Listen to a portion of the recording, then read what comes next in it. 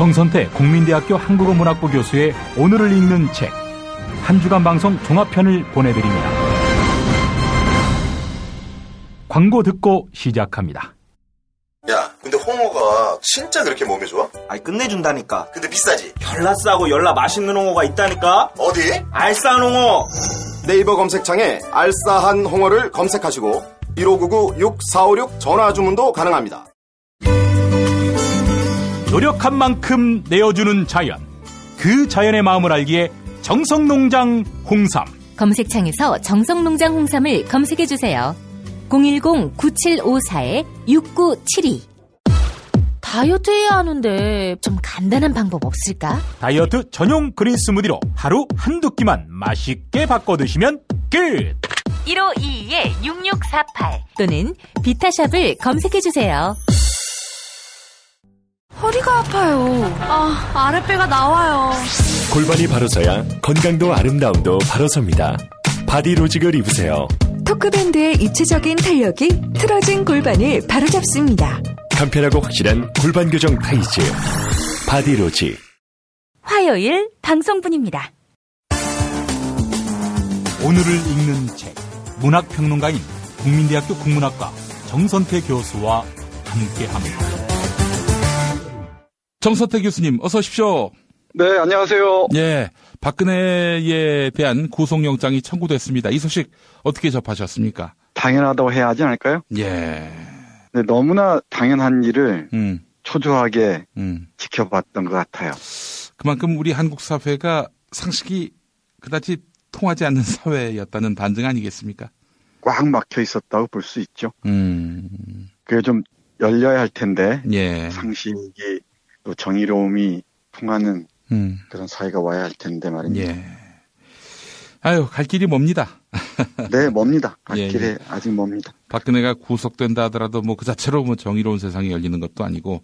물론입니다. 이런저런 이유를 들어서 또 박근혜를 풀어줄 궁리를 할 테고요. 네. 하여간 대선과 맞물려서 한국 사회 마지막 기회가 부여된 것이 아닌가. 이제 국민들이 선택할 수 있는 그런 시점이란 점에서 엄중함을 또 느끼게 됩니다. 네, 맞습니다. 이른바 정치인들이 부당한 거래를 하지 못하도록 눈 부릅뜨고 지켜봐야 할 줄로 압니다. 예, 알겠습니다. 자, 교수님 오늘 어떤 책 소개해 주시겠습니까? 네, 오늘은 미래 일자리 얘기 좀 할까 합니다. 예. 지난주에 졸업생 하나가 카톡을 보내왔어요. 1인 출판사를 냈다고. 잘 부탁드린다고. 근데 사실 1인 출판사라는 게 만만치가 않잖아요. 아유, 그렇죠. 요즘 또 저희 후배들이 이른바 요즘 쓰는 말로 스타트업을 많이 하는데, 뭐 세대 차이기도 한 것 같기도 하지만, 영 걱정스러워요. 예. 어떻게 살아갈지. 그리고 또 하나, 지난주 토요일 날은 제 동네 친구 중에 한 사람이 푸드트럭을 하고 싶다면서, 이제 50대 후반이 된 분인데, 한번 시식을 해달라. 뭐 해도 되겠는지. 예. 하면서 이제 사람들을 몇 분 초대해서 저녁을 먹는 자리를 가졌습니다. 예. 그러니까 50대 후반도 미래 일자리에 대해서 많은 고민을 해야죠.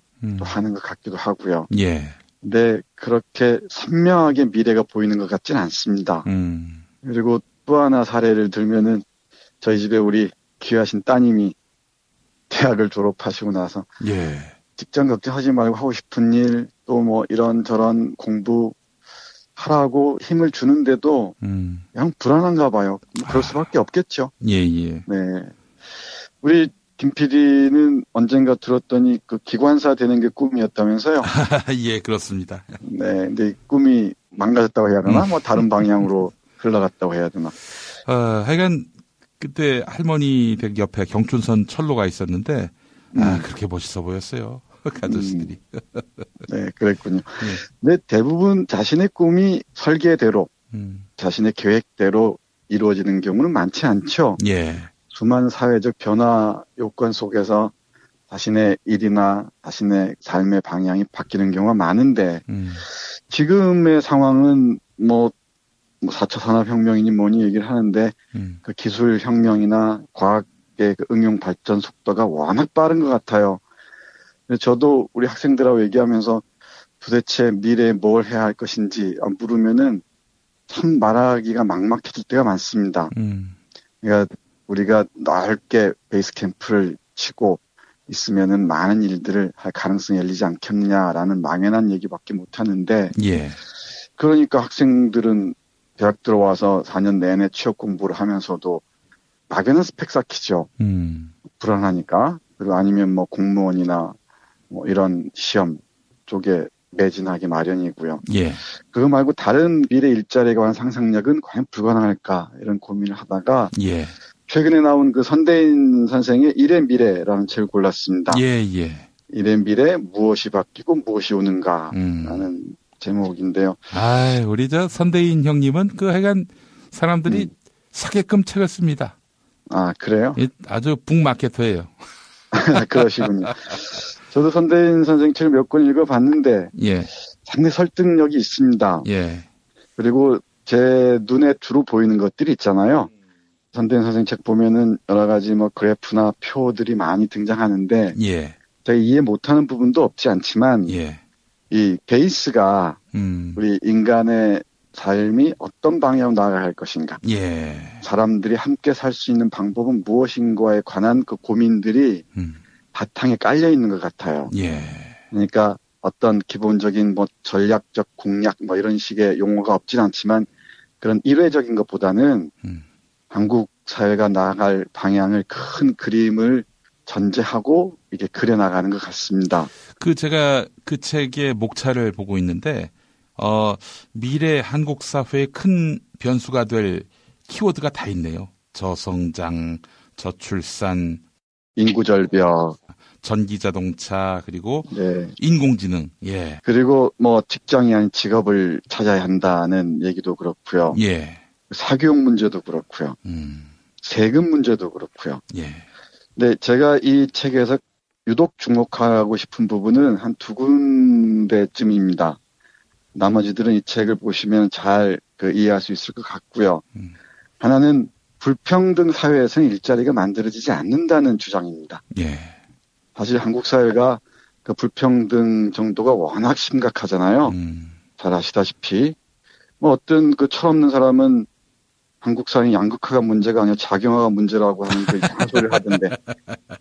예. 제가 아무리 호기심이 많다 하더라도 그런 호기심까지 가질 줄 몰랐는데 그런 사람들 뇌구조 좀 정말 들여다보고 싶어요. 예. 사실 한국의 미래에 가장 심각한 문제 중에 하나가 뭐 소득 불평등, 양극화가 아닌가 싶습니다.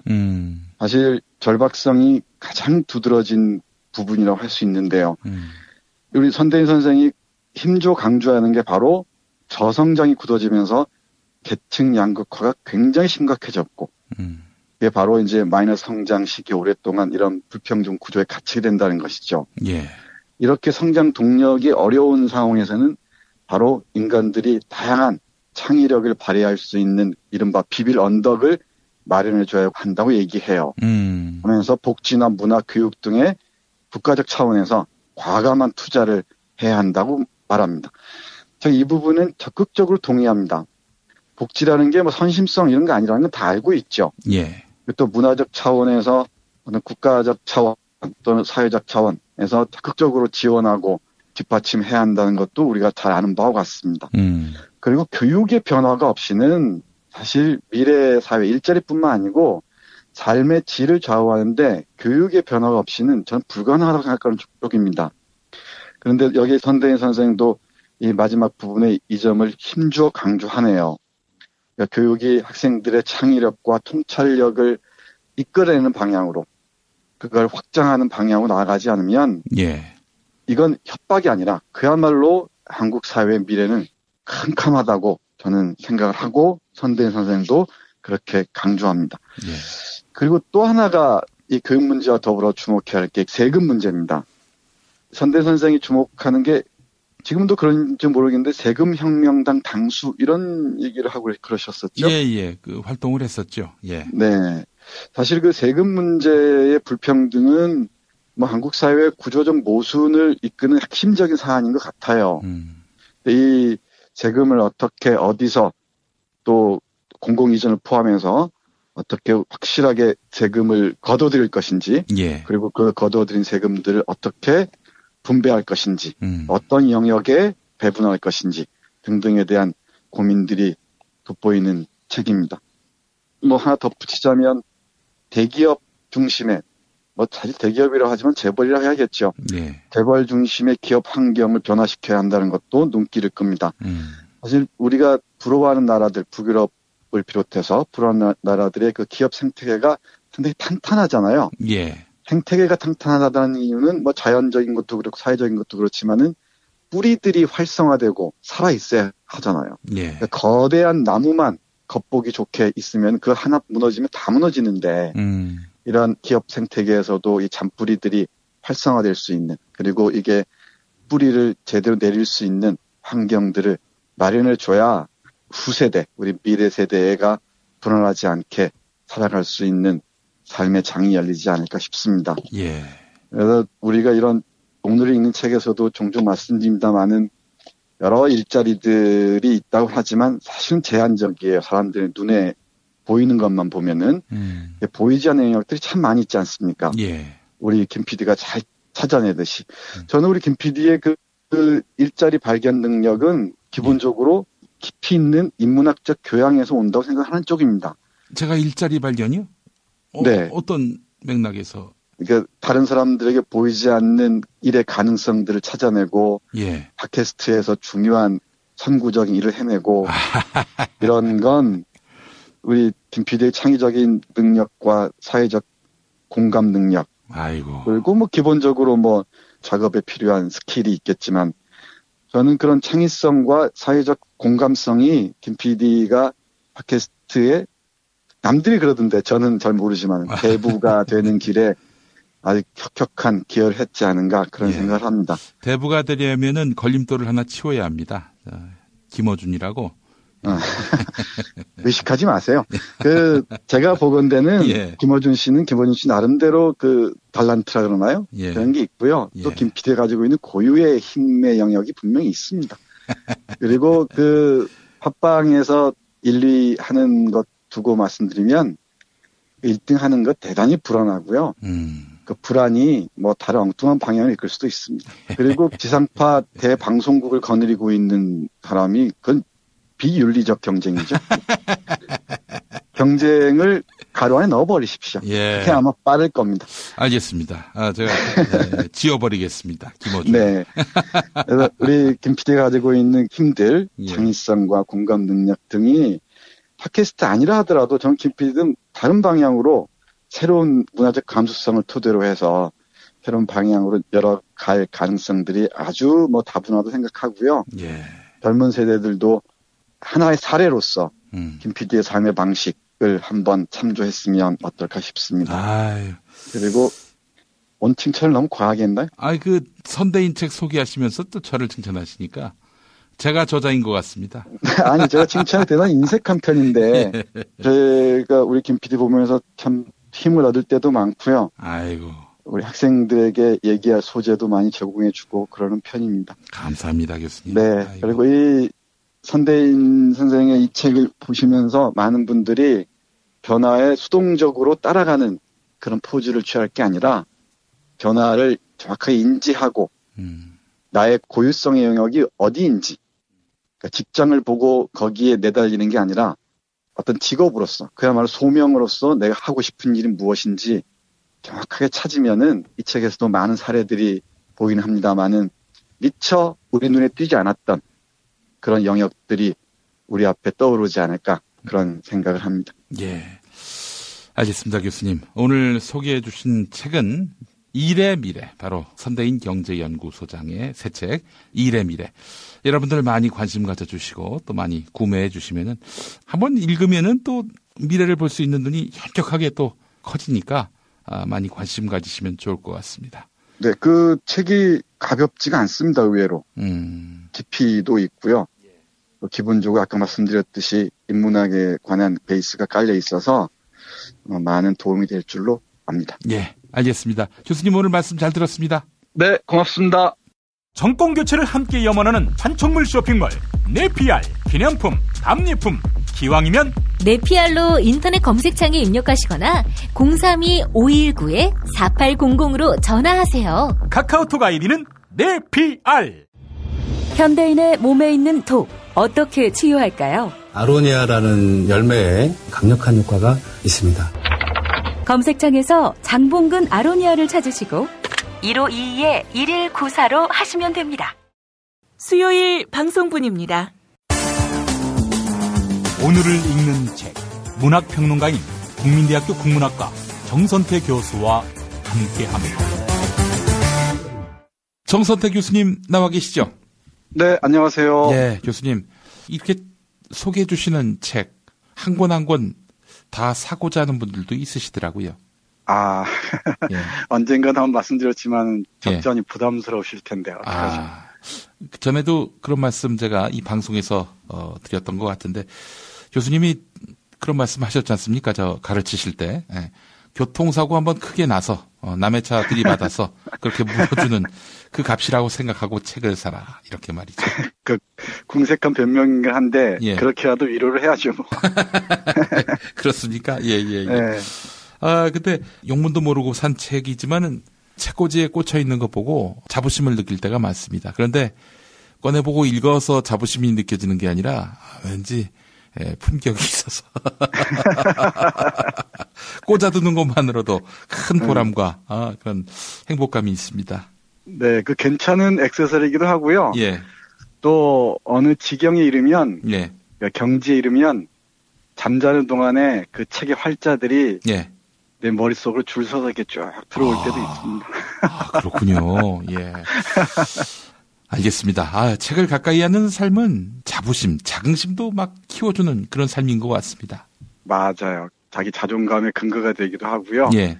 내가 미처 못 봤던 세상들, 사람들을 만나면서 내가 누구인가를 뒤돌아볼 수 있는 여유도 있고, 예. 또 성찰의 기회도 되고, 예. 그렇습니다. 예.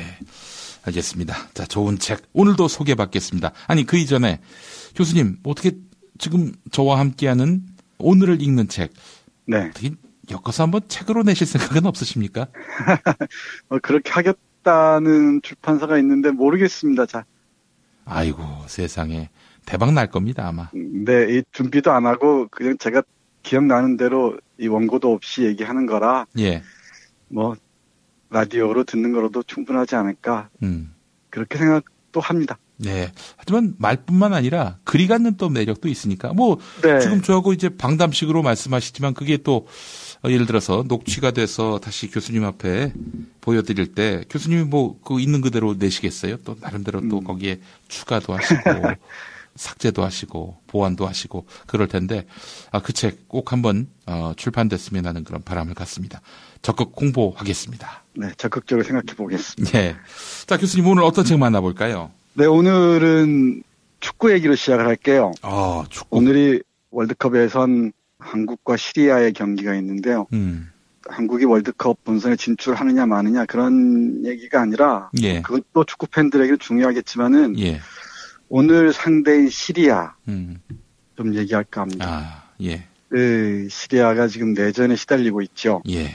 그래서 이 월드컵 예선을 펼칠 때 보면은 이 홈 게임이 있고 어웨이 게임이 있잖아요. 근데 지난번 그 시리아 홈 게임을 시리아에서 하지 못하고 예. 동남아시아에서 게임을 가졌어요. 그러니까 이 시리아가 축구 시합도 제대로 못할 정도로 아주 내전의 수렁에 빠져 있죠. 또 수많은 난민들을 낳고 있고요. 예. 난민들의 고통이 가끔씩 외신을 통해 전해지는데 우리는 좀 잊고 있는 것 같습니다. 예. 사실 우리도 근대에 들어서 오랫동안 난민이나 다름없는 생활들을 많은 사람들이 영위해 왔죠. 그래서 오늘은 소설가 김영하의 검은 꽃이라는 소설 소개해 드리겠습니다. 예. 장편 소설인데요. 김영하 씨가 소설을 참 잘 쓰지만 제가 보기에는 제가 공부하는 맥락에서도 그렇고 검은 꽃이 가장 뛰어난 작품 중에 하나가 아닌가 싶어요. 예. 혹시 김 PD 근대에 들어서 예. 한국인이 언제 이민을 본격적으로 떠났는지 혹시 아십니까? 대한제국식이 아니었습니까? 네. 대환중 시기 예. 어느 때쯤일까요? 그 아마 국권 탈취 이전 시기였던 것 같고요. 하와이로 제일 먼저 간 것 아닌가 싶은데. 훌륭하십니다. 예.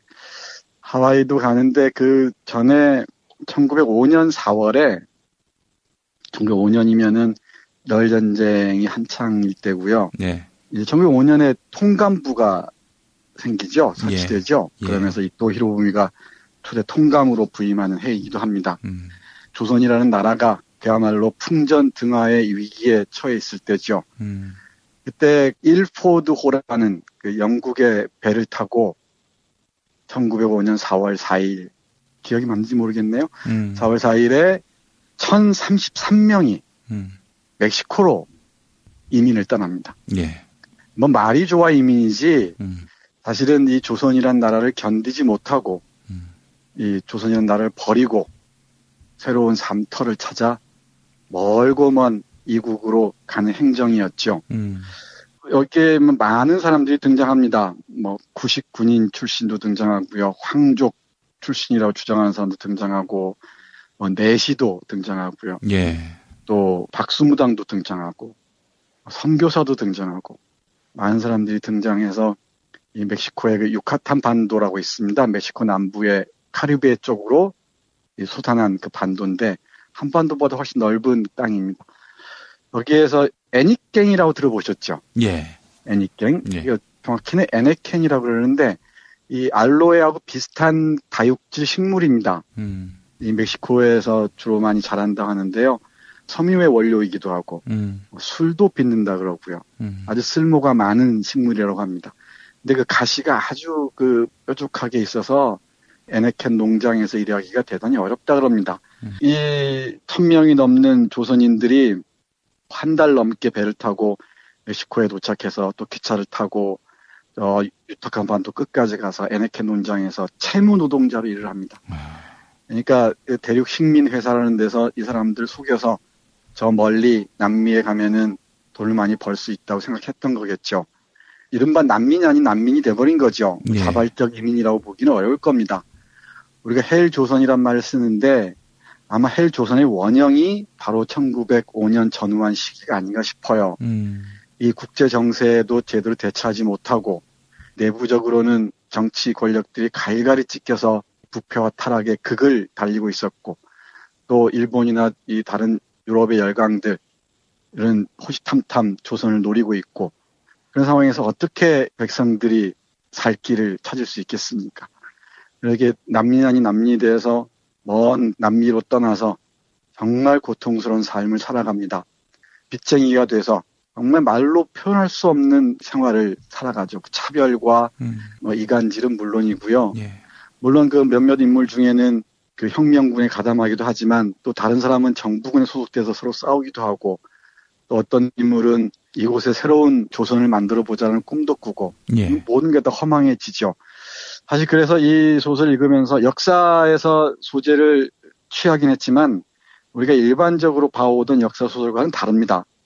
어떤 영웅의 이미지를 이렇게 조형하는 게 아니라 개인들이 국가라는 틀에서 벗어났을 때 얼마나 그 고통스러운 삶을 영위하는가 그리고 이 고통을 촉발한 게 무엇인가라는 점에서 이 소설은 국가란 무엇인가에 관한 중요한 질문과 연결되는 작품이라고 할 수가 있을 것 같아요. 예. 이 소설 전반부를 보면은 그 박정훈이라는 인물이 등장합니다. 아주 사격술이 아주 좋고요. 99인 출신인데 이 사람이 사람들에게 전하는 말이 있습니다.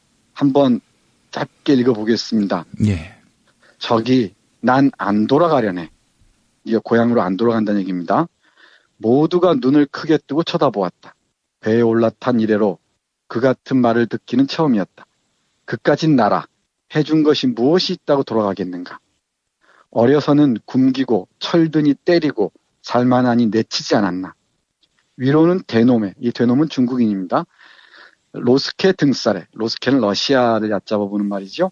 아래로는 외놈들 군합발에 이리 맞고 저리 굽신 제 나라 백성들한텐 동지섣달 찬설이 마냥 모질고 남의 나라 군대엔 온유월 개처럼 비실비실 벨도 없이 줏대도 없는 그놈의 나라엔 나는 결코 안 돌아가려네. 줄이지만 않으면 어떻게든 여기에서 버텨보려네. 땅도 사고 그는 침인지 눈물인지를 꿀꺽 목구멍으로 넘기고 말을 이었다. 물론 장가도 가야지. 새끼도 낳고. 네, 이 박정훈의 말이 쟁쟁하게 울립니다. 예. 나라라고 하는 게 외국 세력에게 아주 빌빌대고 중국에 빌빌대고 러시아에 빌빌대고 외놈들에게 짓밟히고 지금이야 미국 놈에게 굽신거리고 그러면서 자기 백성한테는 아주 모질게 굴고 예.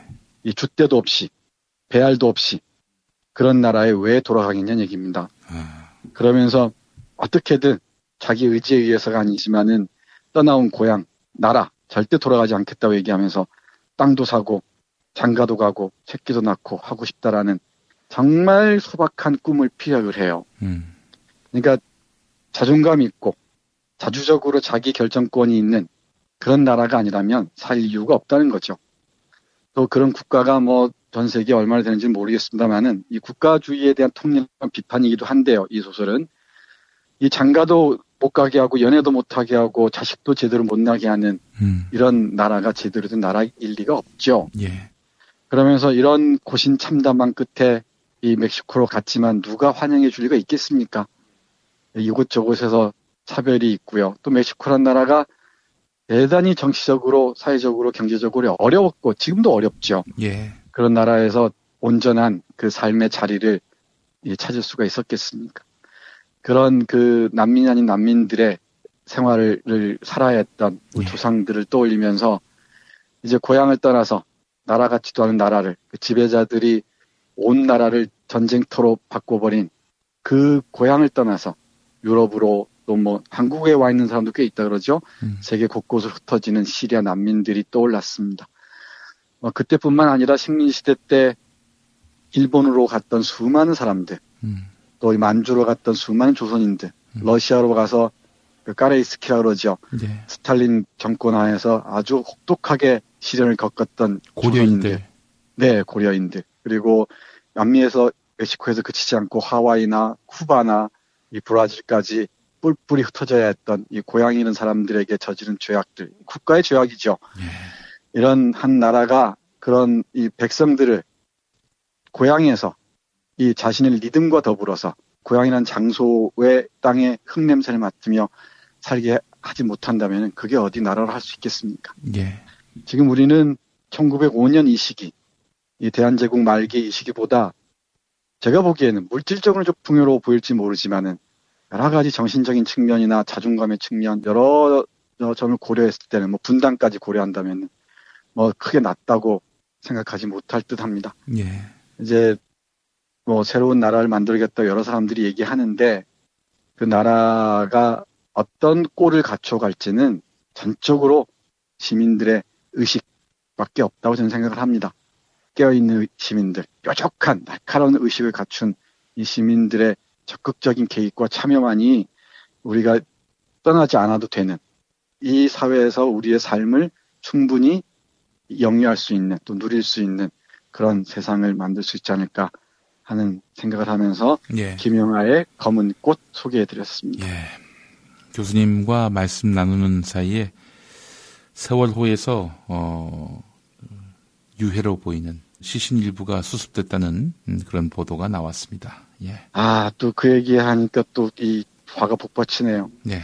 그 풋한 생명들을 그렇게 뱃속에 가둬놓고 아무렇지도 않은 듯 하는가 싶더니 온갖 그 폐악질을 저질러서 감시하고 사람들의 의견 표현마저도 못하게 했던 저들이 이른바 이 국가를 지배해왔던 자들 아닙니까? 예, 그렇습니다. 그래 놓고는 또 지금은 권력을 또 달라고 저렇게 염치 없는 짓거리들을 하고 있고요. 네, 그 모렴치의 극한을 그대로 보여주는 것 같습니다. 네. 이번에 우리 몇 번 얘기하지만 이번 한 번의 기회에 라고 저는 생각을 해요. 이 기회를 계기로 해서 정말 우리가 사는 제대로 된 나라의 모습 하나 갖춰왔으면 싶고 그리고 모든 상상력과 비판적 의식과 이런 소통과 이 통찰력이 서로 이렇게 넘나드는 그런 세상을 함께 갖고 갔으면 좋겠습니다. 예. 결국 주사위는 우리에게 던져졌습니다. 예. 삶의 울부짖음이 만들어내는 교향곡이라고 어떤 분이 서평을 달았습니다. 검은 꽃에 대해서 말이죠. 예. 네, 그렇습니다. 예. 이 검은 꽃의 인물들 하나하나를 보면은 다 우리가 주위에서 만날 수 있는 사람들의 모습입니다. 예. 뭐 이뿐만 아니고 다른 맥락에서도 정말 그 의미가 풍부하게 내장되어 있는 그런 소설입니다. 뭐 읽어보시고 지금 우리의 현실들을 대한제국 말기에 비추어서 한번 다시 더듬어 덮어봤으면 좋겠습니다. 예, 알겠습니다. 정선태 교수님 오늘 말씀 잘 들었습니다. 네, 고맙습니다. 술자리 많은 요즘 3차까지 달린 당신을 위한 필수품 전창걸의 새싹 땅콩차. 이제 속쓰림은 잊으세요. 070-8635-1288 070-8635-1288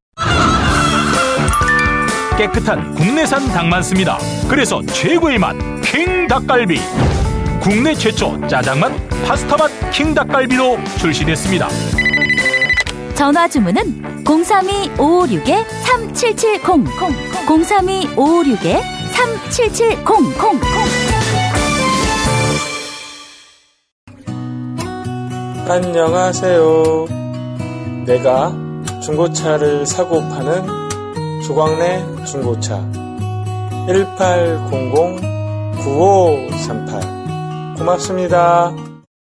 목요일 방송분입니다. 오늘을 읽는 책 문학평론가인 국민대학교 국문학과 정선태 교수와 함께합니다. 정선태 교수님과 함께하겠습니다. 교수님. 네, 안녕하세요. 예. 자, 교수님, 이제 3월 31일, 그날 박근혜 씨의 운명이 갈리고요. 또, 세월호는 목포 신항에 도달하게 되고, 참, 이거 어떻게, 이런 조화가 다 있나 싶은 생각도 들고 그랬습니다만은, 이거는, 글쎄요, 어떻게 이성의 영역에서는 쉽게 또 해석할 수 없는 그런 문제긴 한데, 교수님, 이 세월호와 박근혜의 그 운명은 정말 얄궂기도 하고 말이죠. 있는 것 같습니다, 인연이. 네, 그건 우주의 기운. 예. 그러니까 점성술의 관점에서 봐야 할 것 같아요. 점성술. 예. 네.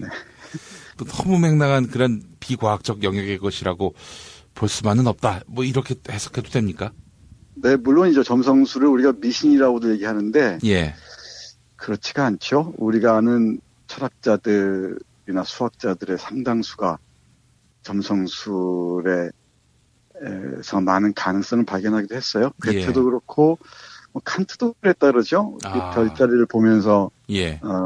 인간사를 얘기하고, 또 동양 고전에서도 하늘의 질서와 땅의 질서의 조화를 궁극적으로 목표로 했던 거 아닙니까? 뭐, 우리가 비합리적으로 보이긴 하지만, 그 이면에 우리 인간의 이성으로 간파할 수 없는, 예. 파악할 수 없는 어떤 움직임들이 있는 것 같습니다. 논리와 이성이 어떤, 땅의 법칙이라면은, 이걸로 헤아릴 수 없는 하늘의 법칙이 따로 있다. 네, 그렇게 생각합니다. 예. 종교가, 그래서 있는 것이고요, 또. 네. 알겠습니다. 자, 교수님 오늘 어떤 책 소개해 주시겠습니까? 네, 오늘은 이준규라는 주일 대사 얘기부터 좀 시작할까 합니다. 예. 한국에서 파견한 공무원이죠. 이 주일 대사라는 사람이 일본의 유수한 언론과의 인터뷰에서 위안부 합의는 준수해야 한다. 다음 정권이라도.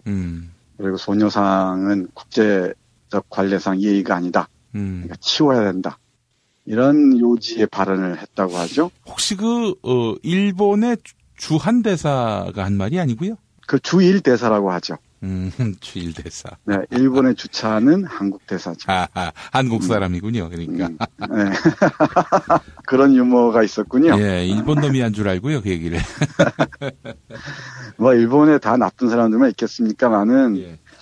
저는 그 사람의 이 언행을 보면서, 우리 안에 식민의 그늘이 얼마나 깊고도 짙은가를 다시 한번 생각했습니다. 물론 자신들의 이해관계나 기득권이 배경에 놓여있긴 하겠지만 우리 한국 근현대사에서 우리가 외교관계에서나 국제관계에서 자기 결정권, 주도권을 쥐어본 적이 거의 없잖아요. 예. 어제도 잠깐 말씀드렸습니다만은 이른바 강대국에 미국을 비롯해서 러시아는 물론이고 중국이나 일본에 휘둘리는 모습을 뭐 계속 보여왔죠. 그 사람들은 그렇게 강대국에 아부하면서 자신의 기득권을 유지해 왔고요. 지금도 그렇고 제대로 우리가 방향을 잡지 못하면 또 앞으로도 이런 일이 반복될 거라 생각합니다. 예. 그래서 오늘은 식민지와 피식민지 문제와 관련해서 이 방면의 고전인 프란츠 파농의 검은 피부 하얀 가면 말씀드릴까 합니다. 예. 뭐 띄엄띄엄 뭐 이렇게 산발적으로 말씀드리긴 했었는데 오늘은 그 사장을 중심으로 피식민지인들의 의식이 얼마나 정신적으로 심리적으로 병들어 있는지를 얘기하는 그 부분을 집중적으로 한번 말씀드려 볼까 합니다. 예. 사실 식민주의자와 피식민주의자 또 식민국과 피식민국 사이에는 정치적 경제적 식민 상황뿐만 아니라 문화적인 심리적인 지점까지도 깊이 있게 개입하는 경우가 많죠. 예. 그리고 정치적인 의미에서 식민지에서 해방했다고 하더라도 식민 경험의 그늘은 쉽게 사라지지가 않습니다. 그러니까 심리적으로 그 의존 컴플렉스가 그렇고요. 예. 또 보이지 않는 열등 컴플렉스도 지속적으로 작동하고 있는 것 같습니다. 예. 우리 프란츠 파농은 그걸 열등 컴플렉스를 세균이라고 언급하는데요. 예. 이 세균처럼 잠복해 있다고 합니다. 이 프란츠 파농 자신이 이 마르티니크 출신의 프랑스인인데, 예. 그러니까 마르티니크니까 카리브해 쪽에 있는 흑인이죠. 그러니까 그쪽 원주민 혈통이니까. 그러니까 자신의 피부만으로도 끝없는 차별, 그다음에 이런 그 억압을 당했던 것 같아요. 정신과 의사로서 그 심리 상태를 분석해 들어가는 그런 아주 뭐 저명한 책입니다. 예. 제가 이 책을 고른 이유는 몇 가지 있지만 이 책 전체를 뭐 여러분께 말씀드리기는 좀 어렵고 예. 몇 구절만 집중해서 한번 말씀드려 보겠습니다. 예. 제가 우리 김용민 브리핑을 듣다가 댓글을 가끔씩 보는데 예. 거기 보면은 김용민이 누구 편이냐, 예. 뭐 정치적으로 누구를 지지하느냐, 예. 뭐 그런 얘기를 종종 하면서 뭐 블라인드 처리에 대한 불만도 많고 그런 것 같아요. 예, 예, 예. 그런데 여기에서 프란츠 파농의 말을 그대로 옮기면 객관성을 지킨다는 것, 그건 예. 내게 진정 불가능한 일이다. 사람들은 객관성을 위장하는 경우가 많죠. 예. 학문적 객관성이나 또는 뭐 정치적 중립성을 얘기하는 경우인데 학문이 그게 설령 과학이라 하더라도 자연과학이라 하더라도 예. 객관성을 순수하게 유지한다는 건 불가능합니다. 자연과학을 포함한 지식들은 늘 권력과 밀접한 관계에 있고요. 뭐 예컨대 여성이 열등한 이유를 온갖 학문이 동원돼서 증명했던 사례를 얼마인지 알 수 있습니다. 예. 그리고 백인에 비해서 황인종이나 흑인종이 열등하다는 것을 뭐 골상을 비롯해서 온갖 학문들이 총동원돼서 그걸 증명하기도 했었죠. 이게 어떻게 객관적으로 할 수 있겠습니까? 그리고 또 하나 중립이라는 게 말이 좋아서 중립이지 무관심의 다른 표현이거나 예. 또는 권력의 이 메커니즘을 은폐하려고 할 때 중립이란 말을 동원하는 경우가 많죠. 예. 그러니까 백인과 흑인 사이에 프란츠 파농의 말을 따르면 차별이 엄연히 존재하는데 객관적으로 백인과 흑인을 얘기하는 것, 나는 거기에 동의할 수 없다는 게 이 사람의 얘기죠. 그 핵심이 바로 그 식민주의자들이 백인에게 새겨넣은 그 열등감들, 의존감들, 자기 모멸감들, 그게야말로 백인이 인류 문명사에서 저지른 최대 범죄 행위라는 겁니다. 예. 뭐 우리가 식민지라고 얘기하지만은 우리가 제국주의에 의한 식민지만 떠오르기 쉽죠. 그러니까 문명국이 야만국을 식민한다는 명분, 예. 또 인종적 식민지와 백인이 흑인을 식민지화하고 백인이 황인을 식민지화하는 것도 우리가 떠올릴 수 있겠죠. 예. 그리고 남성이 여성을 식민지화하기도 하고요.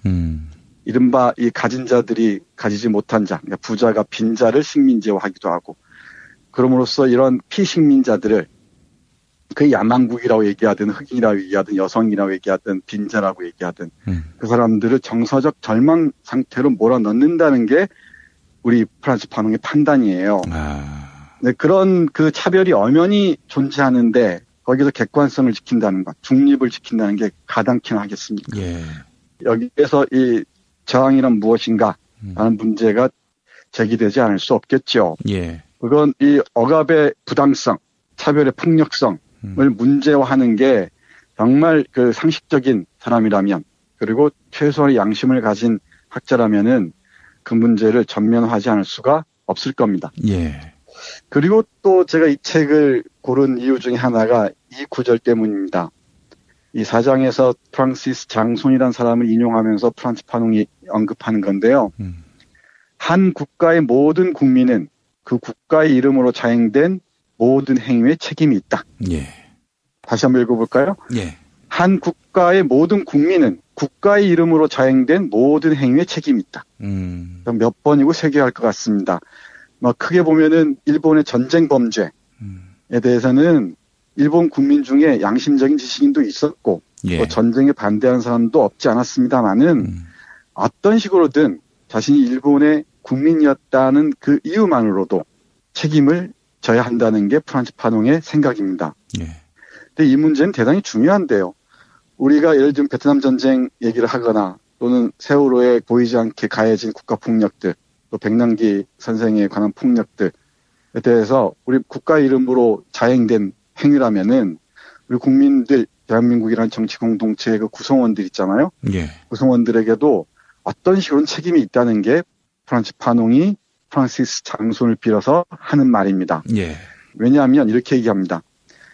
읽어보겠습니다. 바로 당신 같은 이의 맹목적 무관심이 아니었더라면 그 사악한 범인들이 당신만큼이나 그들 스스로도 부끄러워하는 그런 인면수심의 행동을 감히 감행할 수는 없었을 것이기 때문이다. 예. 라는 거죠. 그러니까 우리 시민들이 무관심이나 냉소주의로 빠져들지 않았다면은 그 사악한 자들을 부끄럽게 할 수 있는 행위를 끌어낼 수 있었다는 거죠. 우리가 무관심했던 게 또는 냉소로 일관했던 게 어쩌면은 그 범죄 행위를 조장하는데 일정 정도 기여했다는 게 이 프란츠 파농의 냉철한 생각인 것 같습니다. 우리는 사실 우리 대한민국이라는 이름으로 저지르는 많은 그 폭력들, 범죄 행위들이 있죠. 거기에 대해서는 나는 선한 국민이니까, 선한 사회 구성원이니까 아무런 죄가 없다고 생각하는 건 프란츠 파농식으로 얘기하자면은 그 자기 합리화에 지나지 않는다는 겁니다. 이걸 좀 고민해야 될 것 같고요. 그리고 또 한 구절만 봐도 괜찮을까요? 예. 사실 이게 이제 아까 이준규라는 그 일본인인지 한국인인지 구분이 잘 안 되는 주일 대사가 한 말과 관련해서인데, 예. 그런 사람들이 우리 사회에서 이렇게 운신을 하지 못하게 하기 위해서는 우리 시민들, 우리 정치 공동체의 구성원들이 정말로 끊임없는 개입과 참여로 그 사람들을 부끄럽게 하고 다시 얼굴을 내밀지 못하게 해야 합니다. 그렇지 않으면은 그 사람들이 계속 그 두더지처럼 나타나서 또 우리의 상식적이고 그 양심에 따른 정의를 교란하는 그런 짓들을 하지 못할 것이라고 생각합니다. 여기에서 프란츠 파농이 그 정신분석 의사로서 예. 열등 컴플렉스나 의존 컴플렉스에 시달리는 사람들에게 충고하는 부분 읽어드리겠습니다. 예. 내 환자로 하여금 자신의 무의식을 정확하게 의식하도록 하고 백인이 되고자 하는 망상을 기꺼이 포기하도록 종용하며 사회 구조 그 자체를 변화시키는 노력을 지향하도록 도움을 주는 일이 나의 일이다 라고 얘기합니다. 예. 그러니까 이준규 씨가 하는 상징이겠지만은 뭐 이준규라는 사람뿐이겠습니까? 그 태극기 휜드는 그 수많은 사람들이 사실은 유기 공포나 이 의존 컴플렉스나 열등 컴플렉스에서 못 벗어나고 있죠. 그 사람들에게 자신의 그 무의식을 지배하고 있는 게 무엇인지를 정확하게 깨닫게 하는 게 프란츠 파농이라는 정신의학자의 목표라고 얘기합니다.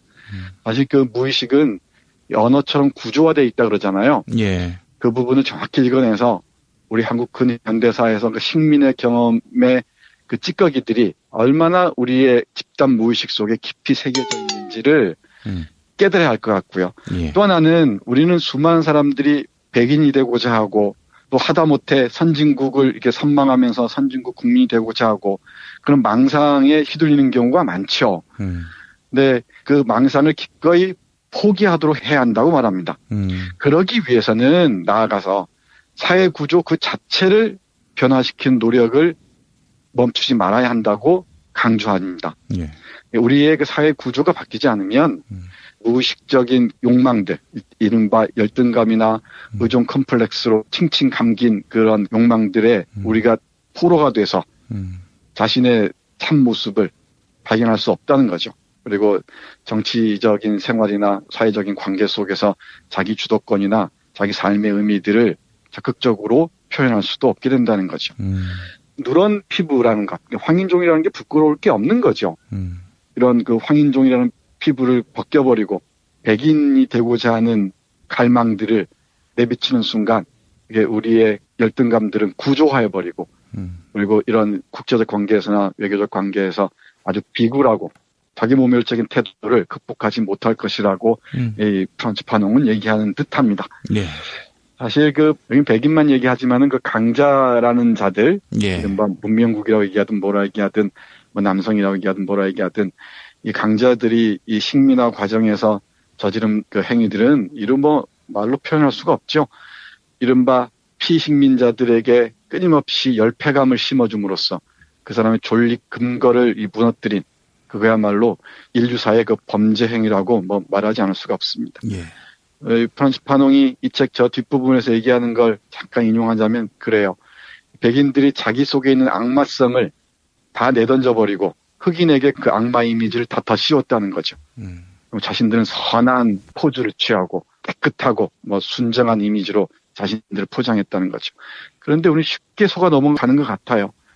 사실 파농이 자존감을 강하게 지닌 흑인을 주위에서 발견할 수 없다고 탄식하는데요.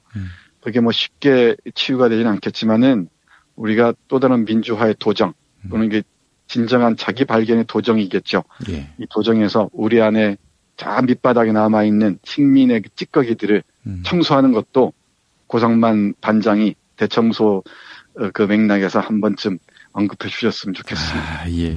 이렇게 또 아이템 지정까지. 저는 이번 대선에서 정권 교체의 어떤 그 상징성, 또 대표성을 가진 후보자를 끝내 지지를 한다라는 입장을 약속했습니다. 그러니까 경선 과정에서 벌어지는 이런 과정에서는 뭐 뚜렷이 어느 후보를 지지하지 않는다. 이런 입장을 제가 천명을 했는데요. 뭐 그럼에도 불구하고 뭐 누구를 지지할 것이다, 또 누구를 뭐 반대할 것이다, 이렇게 이야기들이 나오는 걸 보면 참 한심합니다.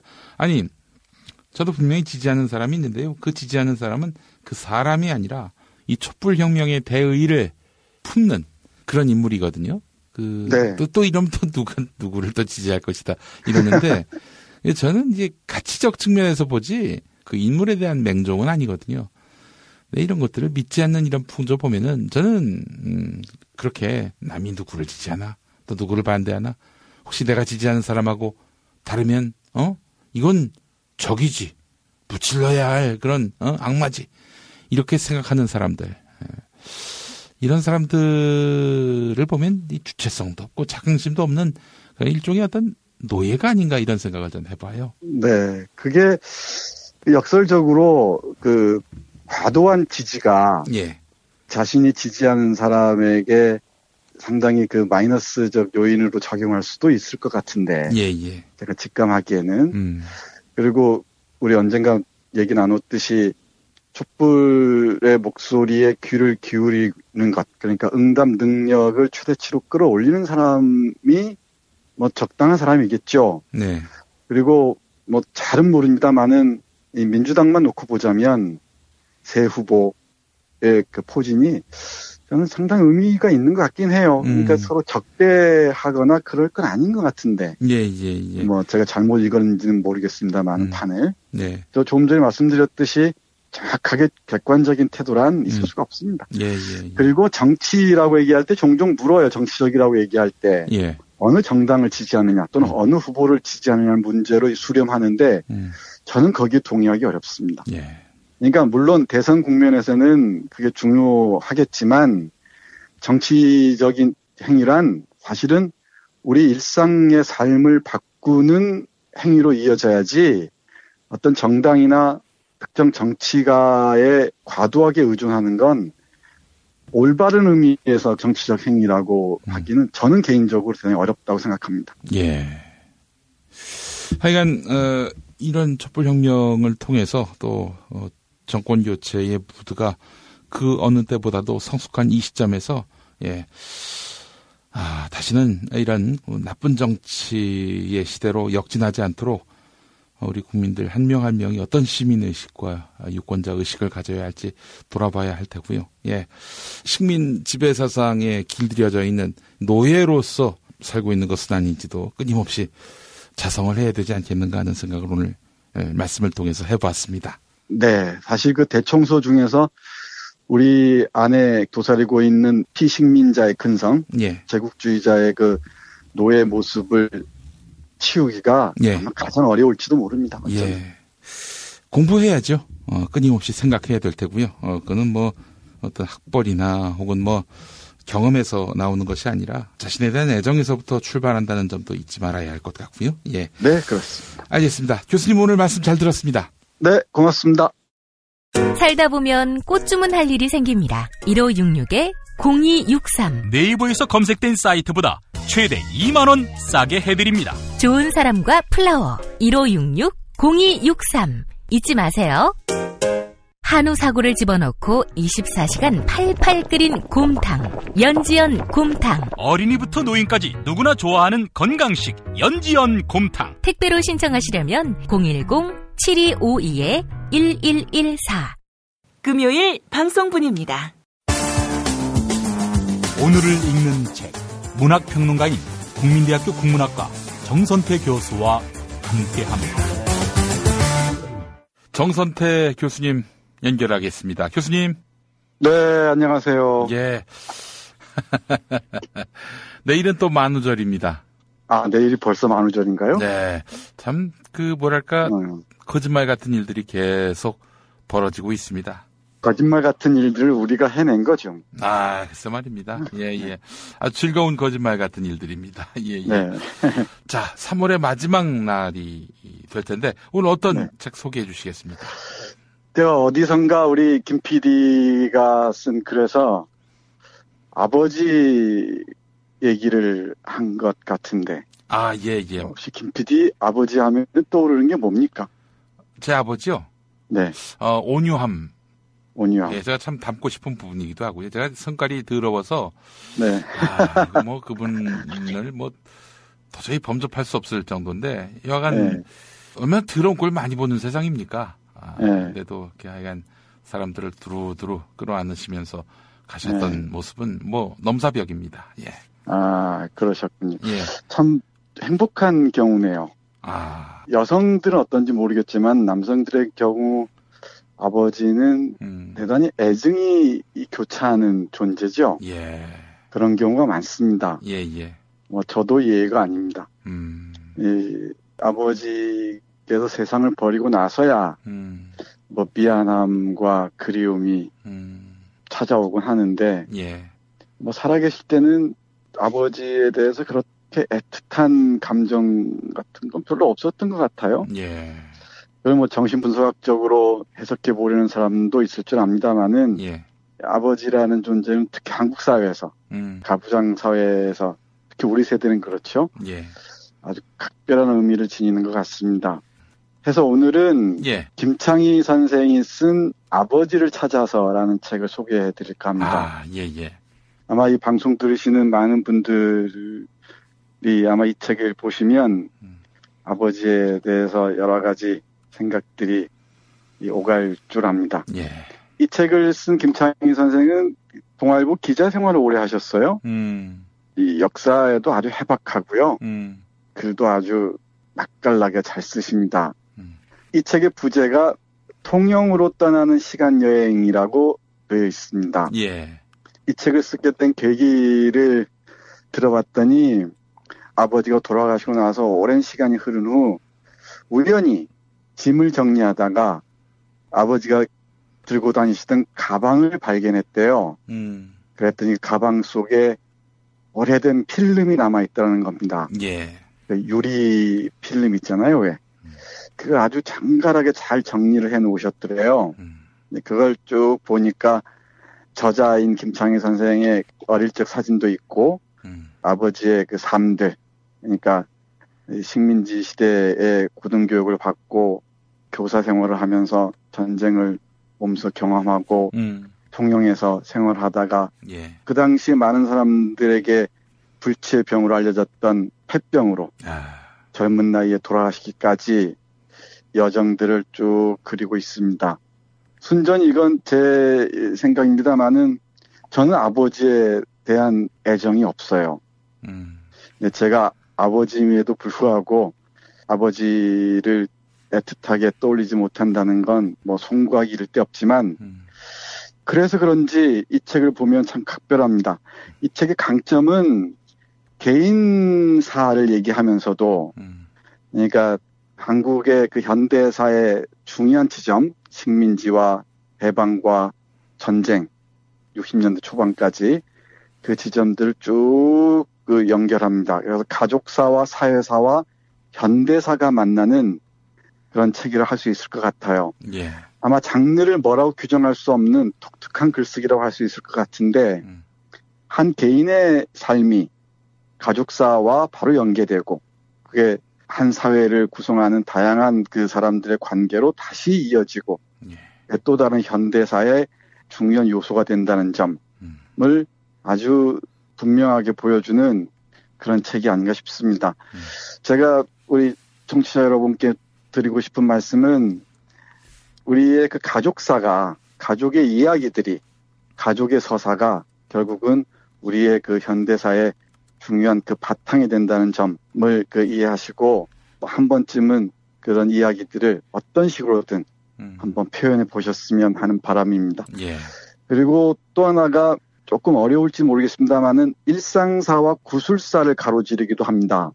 우리의 일상적인 삶 있잖아요. 예. 그러니까 언제는 라면이 얼마였고 언제는 어떤 차를 타고 어떤 교통편으로 어디까지 어떻게 갔고 그때 뭐 옷은 어떤 옷을 입었고 그때 그 교사의 월급은 얼마였고 그 월급의 씀씀이는 어떠했고 예. 또 그 당시에 많은 사람들이 선망하던 취미는 무엇이었고 이런 걸 통해서 그 삶의 이면들을 촘촘하게 들여다볼 수가 있는 아주 재미있는 영역이 일상사입니다. 예. 그리고 또 하나가 구술사라는 건데요. 구술사는 기록된 문헌에 입각하는 게 아니고 과거를 삶을 살아온 사람들의 이야기를 통해서 지나온 시간들을 재구성하고 또 현재의 맥락에서 그 의미를 발견하고 또 그것이 미래에 갖는 의미가 무엇인지를 찾아보기도 하는 그런 게 구술사인데요. 요즘에 많은 사람들이 이 구술사를 연구하고 있는 것으로 알고 있습니다. 예.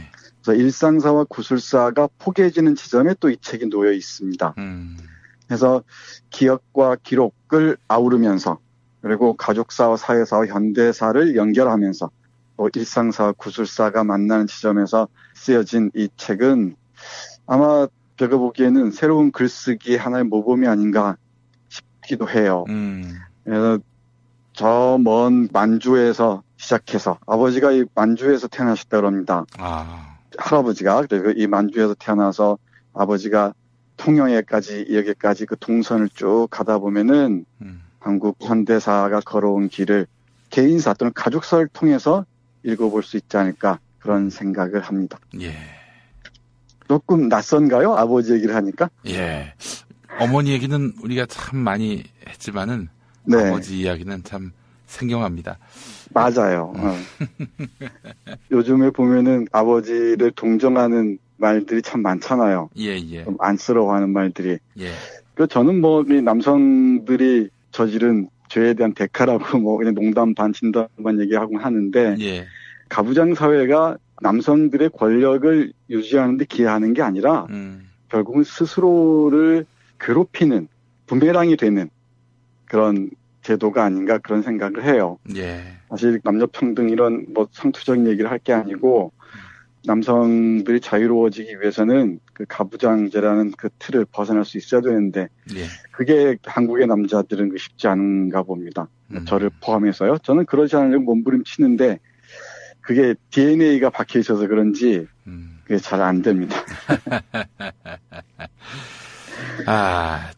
참 지금이야 잊힌 거지만 아버지의 그 직접 직면했을 당시의 권위적인 모습 이런 것 자체가 기억하기 싫은 것이어서 아버지는 그냥 항상 논외로 고려와 생각 밖의 존재로 이렇게 항상 여겨왔던 것 같은데 돌아가신 뒤에는 그분을 이제 좀 다른 측면에서 객관적으로 볼 수 있다 보니 살아생전에 왜 그렇게 그렇게 봤을까 이렇게 생각하는 분들도 많고요. 또 이게 뭐 다른 이야기긴 합니다만은 이게 신에 대한 그 이미지가요.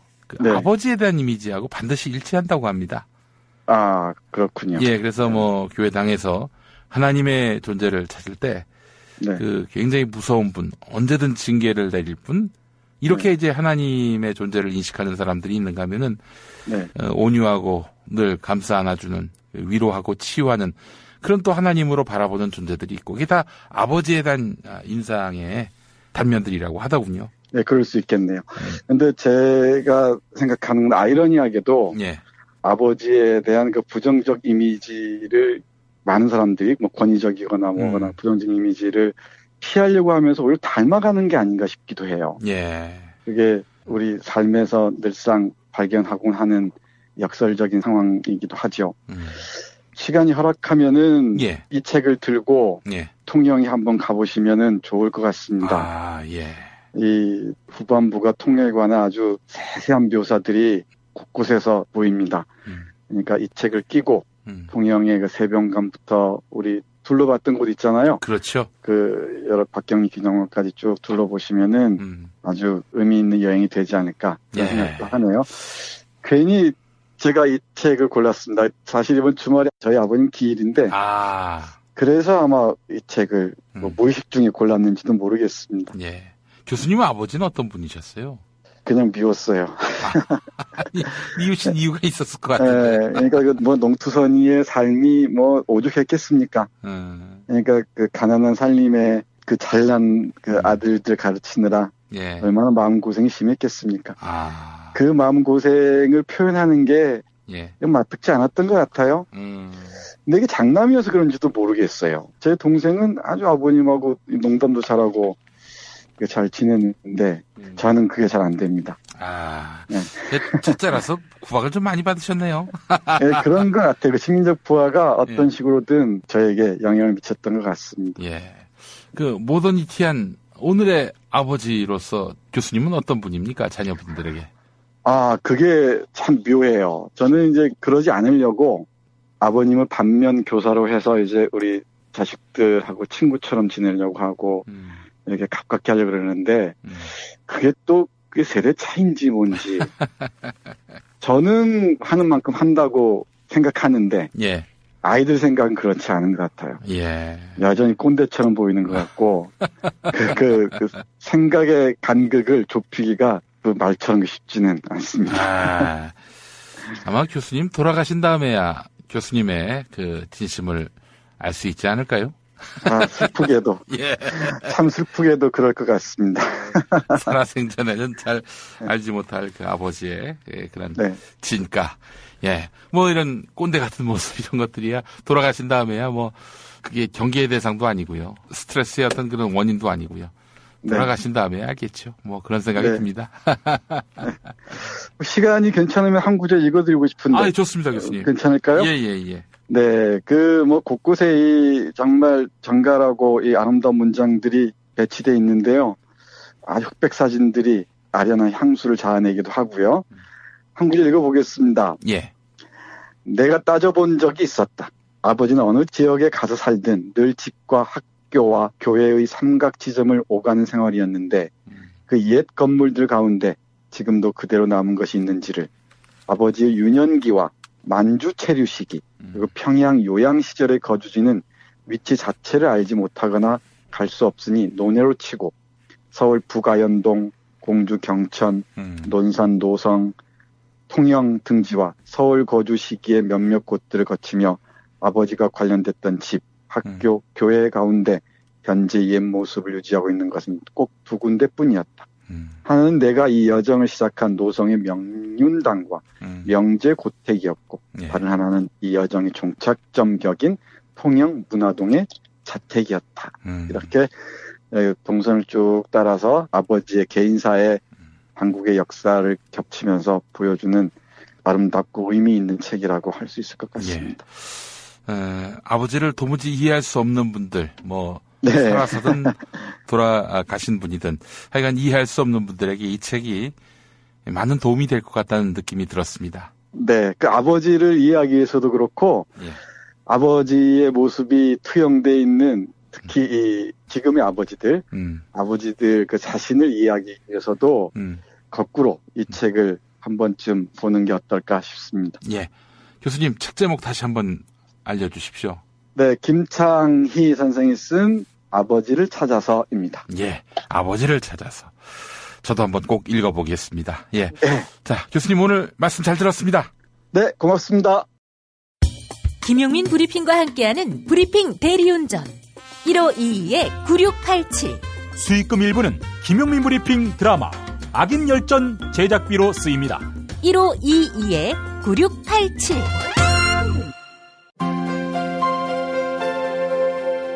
이준호동 희망센터 이사 권영국 변호사입니다. 이준호동 희망센터는 동남아시아 저개발 국가의 이주노동자들과 함께하고 있습니다. 시골 오지 마을에 학교를 만들고 마을 주민들이 공동체를 이루어 운영하도록 돕습니다. 포털 검색창이나 페이스북에서 이주노동 희망센터를 검색하시어 후원회원이 되어주세요. 노동 존중 생산과 소비를 통한 사회연대를 추구하는 문자당이 함께합니다. 토요일 방송분입니다. 오늘을 읽는 책, 문학평론가인 국민대학교 국문학과 정선태 교수와 함께합니다. 정선태 교수님 나와 계시죠? 네, 안녕하세요. 예, 모든 분들께 다 여쭙습니다마는 박근혜 구속 어떻게 새벽에 일어나서 접하셨습니까? 저는 3시 이후에 봤는데. 아, 그러니까 그렇습니다. 내내 안 주무시고. 못 잤죠? 아, 박근혜 구속될지 말지 그거 보시려고. 네, 그렇습니다. 예. 자업자득에다가 사필 규정이죠. 아, 인과응보는 어떻습니까? 인과응보이기도 하고요. 예. 그런데 더 중요한 건 예. 지금 많은 시민들이 우리가 무슨 일을 했는지 잘 모르시는 것 같아요. 아, 예. 지금 엄청난 일을 했는데 예. 정말 희대의 그 혼군이라 그러죠. 예. 지도자를 예. 시민의 힘으로 몰아내고 드디어 이 구속까지 가게 했다는 것은 그것도 아주 평화로운 방법으로. 예. 세계 역사에서 찾아보기 드문 정말 그야말로 혁명적 사건입니다. 우리 시민들의 힘을 이번 기회에 정확하게 인식했으면 좋겠습니다. 예. 그러니까 한마디로 얘기해서 이런 얘기 많이 했습니다만은 프랑스처럼 루이 16세의 경우처럼 왕의 목을 친 사건 아니겠습니까? 민중들이. 그렇죠. 네. 목을 치되 아주 평화로운 방법으로. 아. 언젠가 제가 말씀드렸지만은 한국에서 작년 10월부터 지금까지 또 앞으로 벌어질 일련의 정치적, 사회적 사건들은 이 아시아뿐만 아니고 세계 민주주의 역사에 정말 중요한 일로 기록될 것이라고 생각합니다. 예. 일본에 제가 아는 친구는 놀라워 어쩔 줄 모르고요. 한국은 이런 일이 가능하구나라는 게. 예. 중국 친구들은 전혀 이런 그 상황을 상상할 수가 없으니까. 이게 정말 그 민주주의구나라는 것을 간접적으로 인식하고 있는 것 같습니다. 예. 외신들의 보도도 한결같죠. 그 저변에는 한국 그 시민들에 대한, 한국 민중들의 힘에 대한 놀라움과 경탄이 있는 것 같습니다. 이건 자화자찬이 아니고요. 예. 이 서구 역사뿐만 아니고 이 세계사에서 이런 과정을 겪는 경우가 많지가 않아요. 예. 아마 이 아시아에서 제가 오래전에 분명히 말씀드렸던 걸로 기억나는데 이게 하나의 어떤 교과서가 될 겁니다. 우리 한국의 그 민주 시민의 혁명 과정은 역사에 오래오래 기록되어서 아마 하나의 전범으로 남을 거라고 생각을 합니다.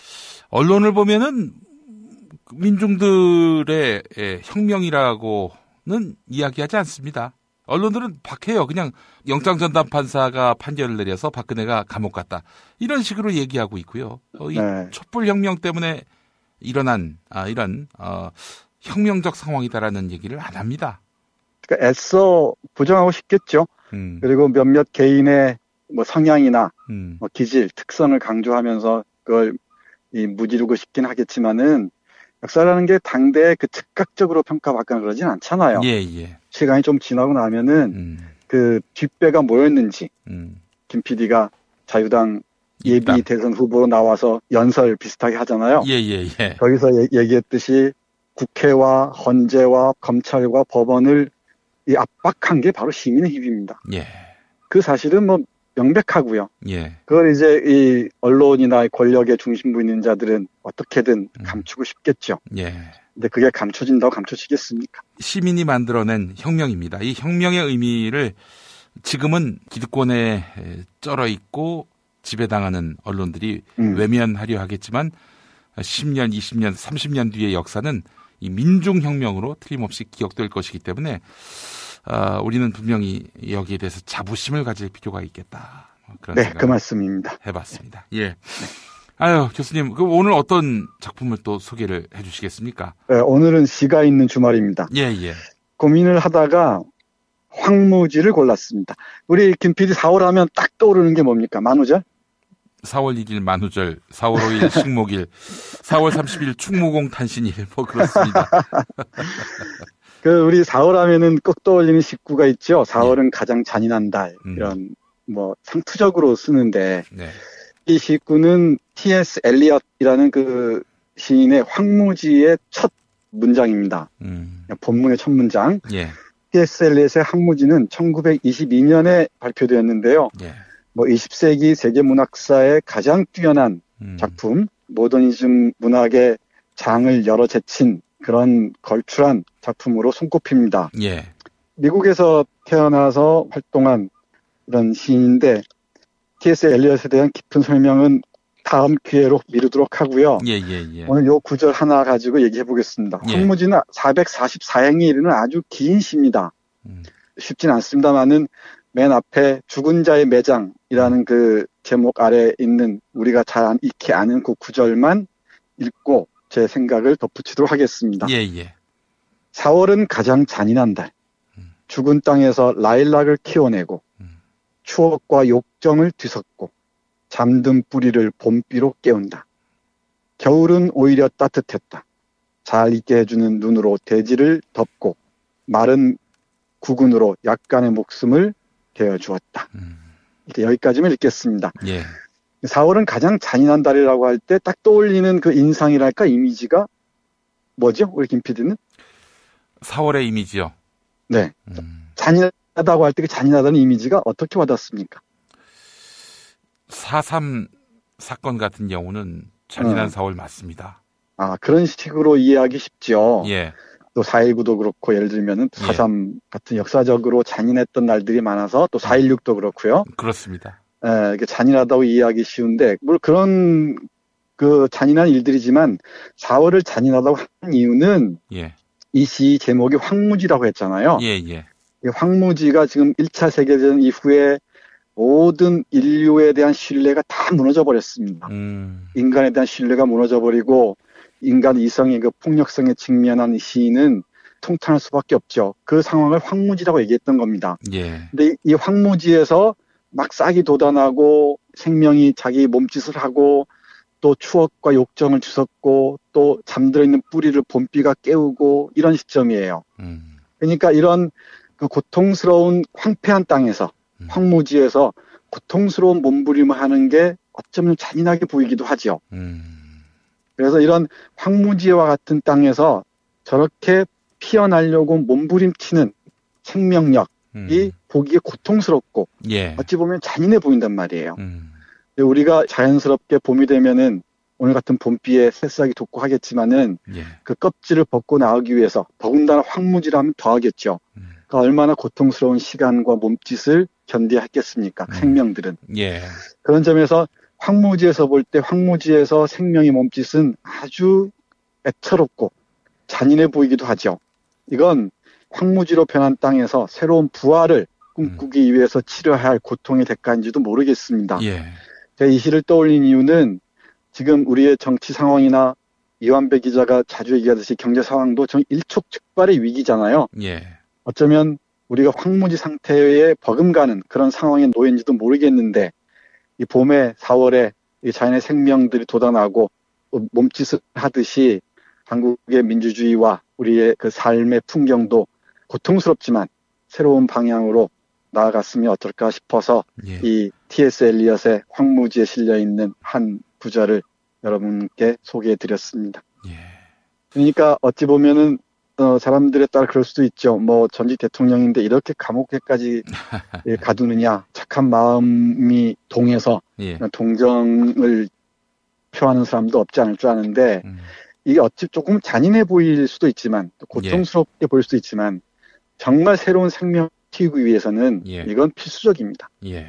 그렇지 않으면은 제가 계속 강조합니다만 온정주의가 좀 더 확산되거나 그러는 순간에 또다시 우리는 이 과거의 그 족쇄에 갇혀야 할 거라고 생각합니다. 네. 아니 뭐 불쌍하고 측은하게 여겨도요. 네. 아니 사과를 한 사람한테나 그런 생각을 해야 되는 거 아닙니까? 그러게 말입니다. 아마 그 양반 뇌 속에는 사과나 이런 어휘들이 장착돼 있지 않은 모양이에요. 예.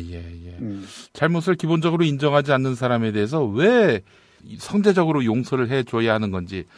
사실 김영삼 정부 때도 YS가 뭐 이젠 과거를 잊고 뭐 미래로 나가자 이러면서 발포 명령자가 누군지조차 밝히지 않는 전두환을 용서하자 이랬던 거 아니겠어요? 그러다가 정략적으로 나중에 5.18 특별법을 만들어서 전두환 노태우를 감옥에 넣었습니다만 진정성이 없는 거죠. 그렇죠. 그러니까 그런 역사를 반복하지 않기 위해서라도 우리 4월이 잔인해 보일지 모르지만은 그 잔인함이 새로운 생명을 기르는 대가라고 생각하고 우리가 설정한 방향을 따라 나가야 될 줄 압니다. 그리고 많은 그 언론들이 얘기합디다마는 감옥에 들어가는 순간 세월호가 목포 신항에 정박했다 그러잖아요. 오늘 비가 예사롭지 않아 보입니다. 세월호의 수많은 생명들의 원한의 눈물 같기도 하고요. 어찌 보면 또 기쁨의 눈물처럼 보이기도 하고 진실을 밝히고 새로운 그 삶을 우리가 현실화해야 그 아까운 생명들에게 조금이라도 덜 미안하지 않겠습니까? 아니 그 인양하던 날 그 원주에서 떴던 그 리본 구름 이것도 역시 예사롭지 않고요. 그 단원고에 날아오르던 그 비둘기 생각납니까?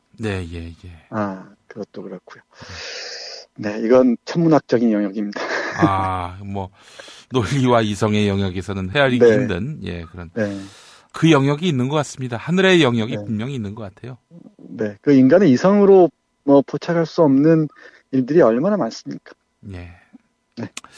알겠습니다. 자, 교수님 오늘 말씀 잘 들었습니다. 네, 고맙습니다. 정선태 국민대학교 한국어문학부 교수의 오늘을 읽는 책은 김용민 브리핑 2부에서 만나실 수 있습니다. 한 주간 종합편 모두 마칩니다. 김용민 브리핑과 함께한 시간 어떠셨어요? 다음 시간에도 보다 바르고 알차며 즐거운 정보로 여러분을 찾아가겠습니다. 팟캐스트 포털 팟빵에서 다운로드하기, 구독하기, 별점 주기, 댓글 달기로 응원해주세요. 잊지 마세요. 다운로드하기, 구독하기, 별점 주기, 댓글 달기.